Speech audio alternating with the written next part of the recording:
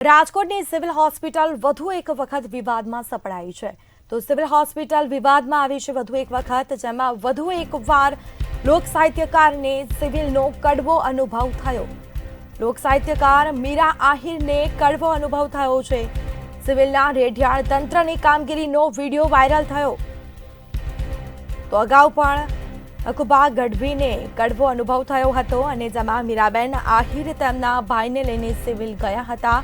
સારવાર માટે 45 મિનિટ રાહ જોવા છતાં કેસ ન લખ્યો તો આ સિવિલ હોસ્પિટલ વધુ એક વખત વિવાદમાં આવી છે।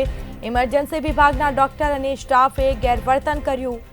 સ્ટાફ દ્વારા અભદ્ર ભાષાનો ઉપયોગ કરાયાનો પણ આક્ષેપ કરવામાં આવ્યો છે।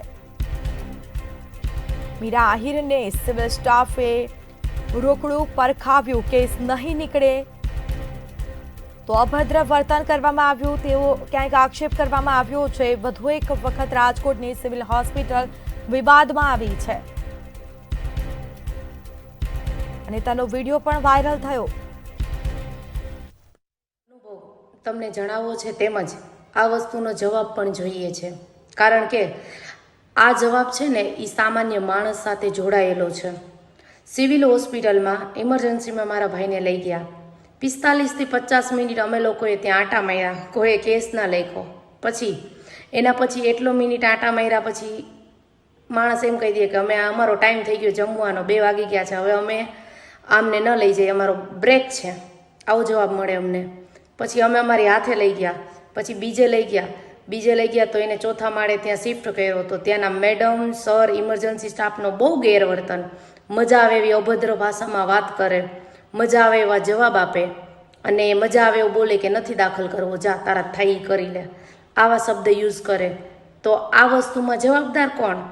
રાજકોટ સિવિલ હોસ્પિટલ જે છે એનું આ જ કામ છે? આવા સ્ટાફ સામાન્ય માણસ સાથે આવું વર્તન કરે તો શું આ ક્યાં સુધી વ્યાજબી છે? નોર્મલ પબ્લિક માટે ક્યાં સુધી આ બધું થશે?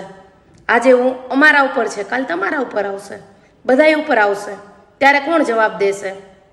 અભદ્ર ભાષામાં વાત કરવી, મજા આવે એવું બોલવું, નિરાતે કામ કરવું, તો તમે પબ્લિકની સેવા માટે છો કે શેના માટે છો? કોઈ જવાબ આપશે મને આનો?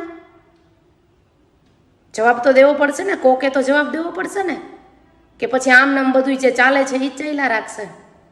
ક્યાં સુધી ચાલે?